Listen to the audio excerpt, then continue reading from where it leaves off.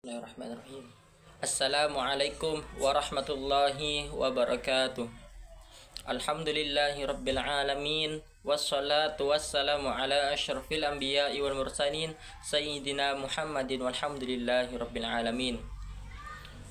Yang kami ta'zimi dan yang kami muliakan, Al-Mukarram Kiai Haji Muhammad Hasan Mutawakkil ala Allah selaku pengasuh Pondok Pesantren Zainul Hasan Genggong, yang kami ta'zimi Dr. Abdul Aziz Wahab BAMAG selaku Rektor Universitas Islam Zainul Hasan Genggong, dan yang kami hormati dosen pengampu kami yakni Ustazah Nina Agus Haryati. Pada kesempatan kali ini di sini kami akan menerangkan tentang wali nikah. Pengertian wali. Seluruh mazhab sepakat bahwa wali dalam pernikahan adalah wali perempuan yang melakukan akad nikah dengan pengantin laki-laki yang menjadi pilihan wanita tersebut. Kedudukan wali, sabda Rasulullah SAW, la tuzawwijul mar'atul mar'ah wa la tuzawwijul mar'atu nafsaha fa inna zaniyatu hiyallati tuzawwiju nafsaha. La tuzawwijul mar'atul mar'ah, wanita tidak boleh menikahkan wanita. Wala tuzawwijul mar'atu nafsaha, dan tidak boleh pula wanita menikahkan dirinya sendiri. Fa inna zaniyatu hiyallati tuzawwiju nafsaha, sebab hanya pezinalah yang menikahkan dirinya sendiri. Yakni hadis Nabi yang lain, la nikaha illa biwaliyi wa syahida adlin, yang mana artinya tidak sah nikah kecuali dengan keberadaan wali dan dua saksi yang adil. Di sini syarat-syarat wali yakni ada 4. Yang pertama merdeka, yang kedua berakal, yang ketiga baligh, yang keempat Islam. Bapak atau kakek calon pengantin wanita yang dibolehkan menikahkannya tanpa diharuskan meminta izin terlebih dahulu padanya haruslah memenuhi syarat-syarat berikut, yakni diantaranya tidak ada permusuhan antara wali mujbir dengan anak gadis tersebut, sekufu antara perempuan dengan laki-laki calon suaminya, calon suami itu mampu membayar mas kawin, dan juga calon suami tidak cacat yang membahayakan pergaulan dengan calon pengantin wanita seperti buta dan yang semisalnya. Macam tingkatan wali, di sini wali nikah terbagi menjadi 2 macam, yaitu wali nasab dan wali hakim. Wali nasab adalah wali dari pihak kerabat, sedangkan wali hakim adalah pejabat yang diberi hak oleh penguasa untuk menjadi wali nikah dalam keadaan tertentu dan dengan sebab tertentu. Yakni berikut urutan wali nasab. Yang pertama yaitu kakek ayah, yang kedua yaitu kakek dari pihak bapak terus ke atas, terus saudara laki-laki kandung, terus saudara laki-laki sebapak, terus anak laki-laki saudara, anak laki-laki saudara laki-laki sebapak, dan juga paman, terus paman sekandung, terus paman sebapak, terus anak laki-laki dari paman sekandung, terus anak laki-laki dari paman sebapak. Cukup sekian dari presenter kami, dan akan dilanjutkan oleh saudara Muhammad Mahfud, yakni presenter kedua. Kepadanya kami persilahkan.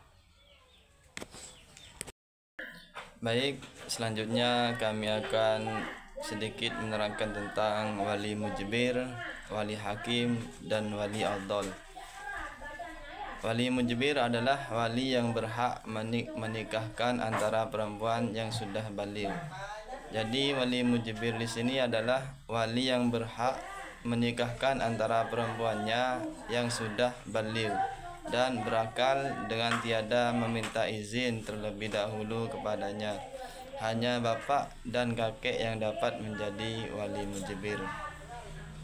Jadi wali mujbir di sini adalah wali yang berhak menikahkan anak perempuannya yang sudah baligh, berakal dan tiada meminta izin terlebih dahulu kepadanya. Hanya bapak dan kakek yang dapat menjadi wali mujbir. 2. Wali hakim. Yang dimaksud dengan wali hakim adalah kepada negara yang beragama Islam. Dalam konteks keindonesiaan, tanggung jawab ini dikuasakan kepada Menteri Agama, yang selanjutnya dikuasakan kepada para pegawai pencatat nikah. Dengan kata lain, yang bertindak sebagai wali hakim di Indonesia adalah para pegawai pencatat nikah. Rasulullah SAW bersabda, artinya seorang sultan, hakim atau penguasa adalah wali bagi yang tidak mempunyai wali. Hadis riwayat Imam 4. Terus sebab-sebab perempuan berwali hakim, yaitu yang pertama, tidak ada wali nasab. Yang kedua, tidak lebih dekat, tidak mencukupi syarat sebagai wali, dan wali yang lebih jauh, tidak ada wali yang lebih dekat, gaib, tidak berada di tempat atau berada jauh di luar wilayahnya, sejauh perjalanan safar yang membolehkan seseorang mengqashar sholatnya. Yang ketiga, wali yang lebih dekat dengan melakukan ihram atau ibadah haji atau umroh. Yang kelima, wali yang lebih dekat masuk penjara dan tidak dapat dijumpai. Keenam, wali yang lebih dekat tidak mau menikahkan.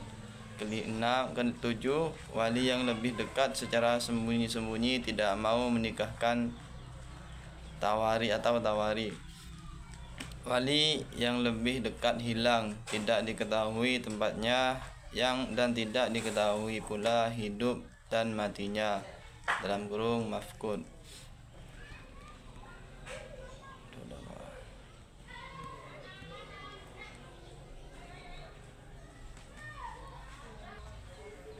Jadi itu semua adalah sebab-sebab perempuan berwali hakim.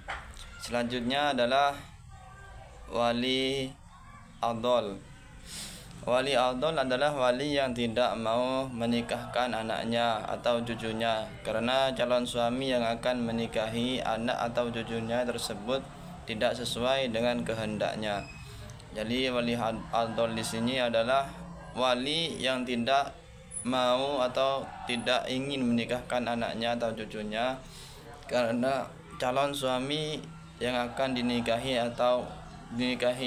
oleh anak atau cucunya tersebut tidak sesuai dengan kehendaknya, padahal calon suami dan anaknya atau cucunya sukufu.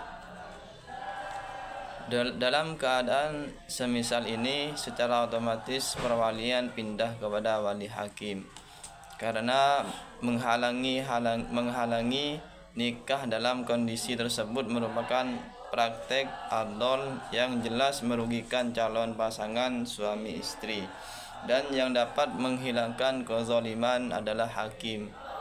Rasulullah bersabda, yang mana artinya sultan adalah wali bagi seorang yang tidak mempunyai wali. Hadis diriwayatkan oleh Imam 4. Apabila adolnya sampai 3 kali, maka perwaliannya pindah pada wali abad, bukan wali hakim. Kalau adolnya karena sebab yang logis menurut Islam, maka apa yang dilakukan wali dibolehkan, semisal dalam beberapa keadaan berikut. Yang pertama, calon pengantin wanita atau anak atau cucunya akan menikah dengan laki-laki yang tidak sukufu. 2. Mahar calon pengantin wanita di bawah mahar misli. Yang ketiga, calon pengantin wanita dipinang oleh laki-laki lain yang lebih pantas untuknya. Kurang lebihnya dari saya mohon maaf. Wallahul muwaffiq ila aqwamit thoriq. Assalamualaikum warahmatullahi wabarakatuh.